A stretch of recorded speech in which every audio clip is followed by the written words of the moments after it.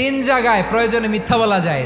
এক নাম্বার, আপনার ওয়াইফকে খুশি করার জন্য, সে একটু এরকম না বলে একটু কৌশল করে বললে খুশি হবে, ওটা বলা যায়। দুই নাম্বার, জীবন মরণের ব্যাপার, জান বাঁচানোর জন্য একটু কৌশল করে ঘুরিয়ে বললেন, এটা জায়েজ। তিন নাম্বার, দুইজন ঝগড়া লাগছে তাদেরকে মিলিয়ে দেওয়ার জন্য কৌশল করে একটু মিথ্যা বলা, ঘুরিয়ে বলা যায়। দুইজনের মধ্যে দেখলেন যে সম্পর্ক খারাপ, একজনরে বললেন, ভাই সে তো ওই দিন আপনার ব্যাপারে অনেক প্রশংসা। কি আমার ব্যাপারে প্রশংসা? কি বললো? এই বললো আপনি নাকি এই করছেন ওই করছেন, অনেক প্রশংসা। লোকটার মন খুশি হয়ে যাবে তার ব্যাপারে, ঠিক কিনা?